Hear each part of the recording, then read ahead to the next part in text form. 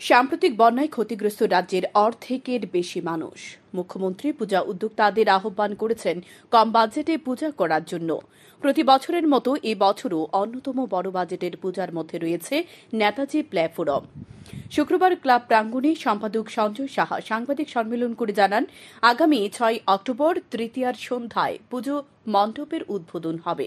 মুখ্যমন্ত্রী ড মানিক সাহা পূজা মণ্ডপের উদ্বোধন করবেন।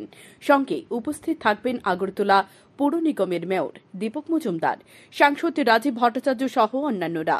এবছর পূজার থিম রূপ থেকে রূপান্তর, অর্থাৎ মানুষ যেগুলো ফেলে দেয় তা দিয়ে গড়ে উঠবে পুজোর মণ্ডপ।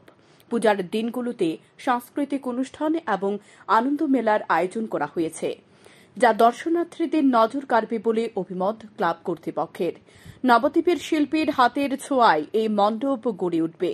পুজোর দিনগুলিতে বসে আঁকো প্রতিযোগিতা এবং বস্ত্রদানের আয়োজন করার পরিকল্পনা রয়েছে উদ্যোক্তাদের। আমাদের নেতাজি প্ল্যাফোরাম সেন্টারে শারদীয় দুর্গোৎসব উপলক্ষে আমাদের 6 তারিখে আমাদের তৃতীয়াতে আমাদের এই প্যান্ডেল উদ্বোধন হবে। সেই কারণে আজকের এই সম্মেলন। আমরা আশা করি যে এই সম্মেলন করে আমরা সারা ত্রিপুরা রাজ্যে এবং আমার এলাকাবাসীর কাছে বার্তা দিতে চাই যে আমরা 6 তারিখ সন্ধ্যা 7 ঘটিকায় মাননীয় মুখ্যমন্ত্রীর হাত ধরে এবং পৌর নিগমের যিনি মেয়র দীপক মজুমদার এবং সংসদ যিনি আছেন রাজীব ভট্টাচার্য এবং আছেন সেন্ট্রাল জোনের যিনি চেয়ারম্যান রত্নরত্ন মহোদয়া এবং নেতাজি স্কুল হেডমিস্ট্রেস, সবাইকে নিয়ে আমরা এই উদ্বোধন আয়োজন করেছি। আমাদের উদ্বোধনে ইসকনের তারা থাকবেন, পাশাপাশি আমাদের সাংস্কৃতিক অনুষ্ঠানও থাকবে।